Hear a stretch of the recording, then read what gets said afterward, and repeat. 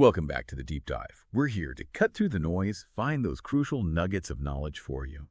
And today, we're tackling something pretty fundamental to American identity, this whole idea of separation of church and state. Is really a solid wall? Or maybe something more fluid, something being actively reshaped as we speak. We've pulled together quite a stack of sources for you, legal reports, news articles, even official government documents. Our goal to help you really understand the different angles here, grasp what these recent actions mean, and basically give you a shortcut to being informed without drowning in information. Okay, let's unpack this.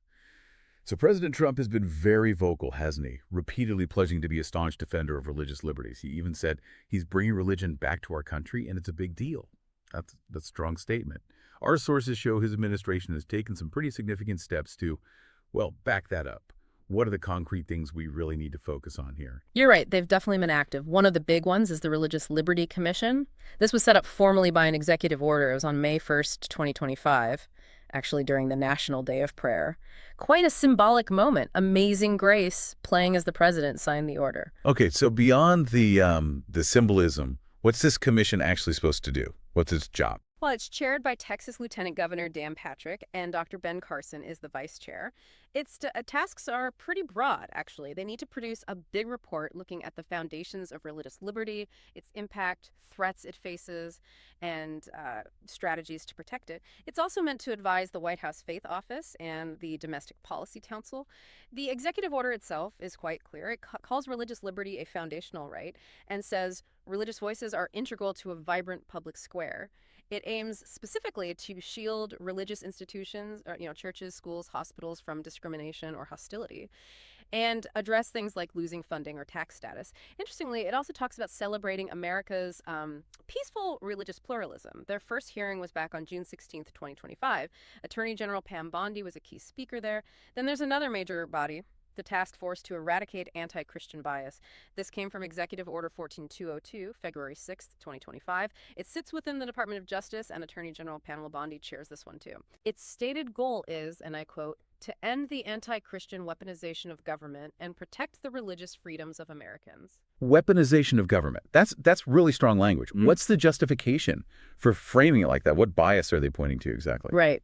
Well, the sources suggest the administration's argument is that the previous administration, meaning the Biden administration, was targeting peaceful Christians. They point to specific things like federal charges, even prison sentences for nearly 24 pro-life individuals praying outside abortion clinics.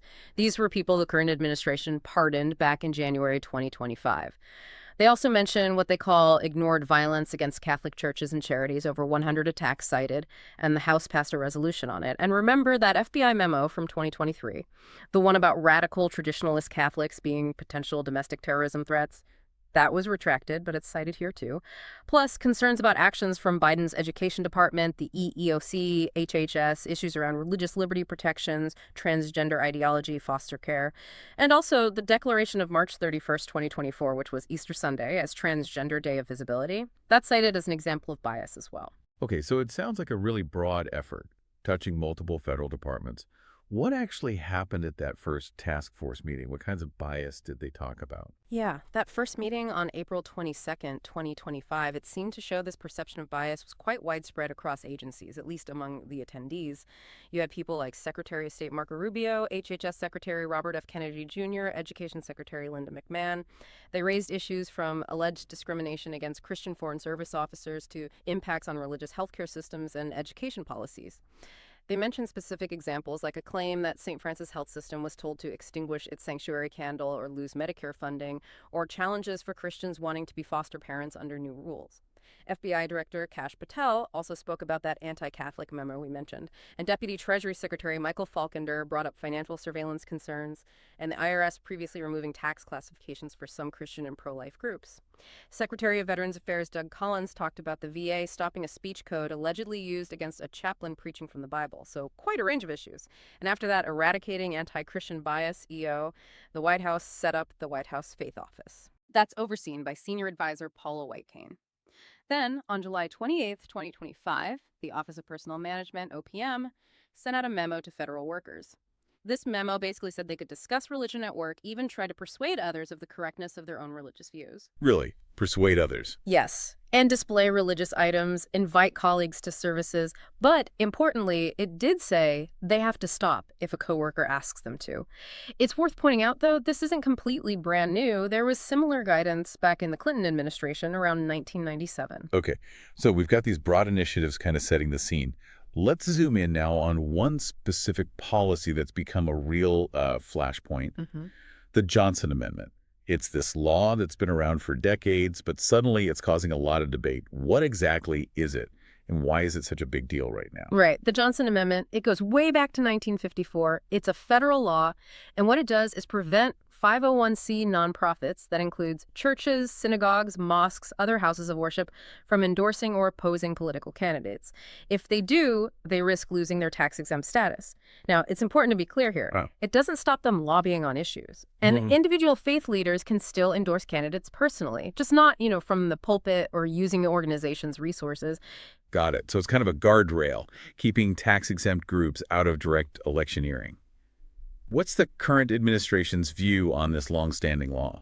While they've never been fans of it, the first Trump administration, back in 2017, issued an executive order basically telling the Treasury Department to be lenient in enforcing it, trying to nullify it effectively. And what's the absolute latest, the thing that's really stirred the pot recently? That happened just this past July 7th, 2025.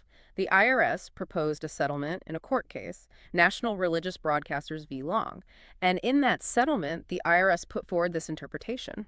It's highly controversial, arguing that religious leaders could actually endorse candidates, quote, if done through customary channels to congregations. Whoa, through customary channels. That sounds like it could really change things for churches and political campaigns, doesn't it? It absolutely could, and that's why critics are really sounding the alarm. What are they saying? What are the main worries about this proposed change? Well, groups like Americans United for Separation of Church and State called it a radical reinterpretation, a brazen attack on church-state separation. The concerns are varied. One is that it seems to favor houses of worship over other kinds of nonprofits. Another is that it pushes them right into partisan politics. Critics argue it grants an unconstitutional special favor to religion, and there's a big worry it could turn these nonprofits into basically political action committees, PAYAs. Flooding elections with dark money, potentially. That's the fear, yes. Flooding our elections with even more dark money, as one source put it. And it's interesting because polls have generally shown the public, including many faith leaders and even evangelical Christians, don't actually want to weaken the Johnson Amendment. You also have the Congressional Free Thought Caucus co-chairs, Jared Huffman and Jamie Raskin, with others formally asking the IRS to rethink this. They argue it threatens to unravel that careful and delicate balance between free speech, religious freedom, and church-state separation. And they point out the amendment was pretty uncontroversial for like 70 years. Okay, this is where it gets really interesting, I think. If separation of church and state is in the First Amendment, why is there so much debate? Why these constant challenges? What are the different ways people interpret this, and how do critics see the administration's actions in that bigger picture? That really is the core question, isn't it? The First Amendment says Congress can't make laws respecting an establishment of religion, but what that actually means in practice... Well, that's always ebbed and flowed, often depending on who's on the Supreme Court. You had cases like Everson v. Board of Education back in 1947. That was seen as a high point for the idea that, no tax can be levied to support any religious activities, really pushing that wall of separation idea. Okay, and how has that wall, so to speak, changed more recently, especially with the current Supreme Court makeup? Well, the current court, with its 6-3 conservative supermajority, many critics see it as, quote, actively tearing down whatever barrier used to exist. Look at Carson v. Macon in 2022. The court said if a state gives out vouchers for private schools, it has to let people use them at religious schools too, essentially mandating public funds for religious teaching in that context. Right. And there are cases coming up expected to push further, potentially requiring funding for religious charter schools. Then you have the symbolic stuff like "In God We Trust" on money or "Under God" in the pledge. Courts often let those stand, arguing they're kind of deeply embedded in history and tradition. And trying to remove them usually causes a big political fight, right? Like that pledge case Newdow. Exactly. Elk Grove v. Newdow in 2004. big backlash, ultimately unsuccessful in removing under God. So there's that historical and cultural dimension too. So we have the administration pushing these big initiatives, citing anti-Christian bias. But then, as you've laid out, there are many critics challenging that very idea. How do our sources analyze the motivation behind all this, beyond just the stated goals? What kind of definition of religious freedom do they think is actually being used? That's a really critical point. Many critics argue the administration's view of religious freedom is, well, as one project put it back in 2017, limited and deeply flawed. They suggest it tends to threaten the rights of religious minorities, thinking back to things like the travel ban affecting Muslims, profiling concerns, worries about closing certain houses of worship, while at the same time it's seen as advancing what critics call conservative Christian religious tenets, especially where those clash with things like LGBTQ rights or reproductive health care access. So what some sources suggest is happening is a kind of strategic redefinition, moving away from religious liberty as a broad protection for everyone towards, as critics see it, a specific defense of certain Christian beliefs and practices in the public sphere.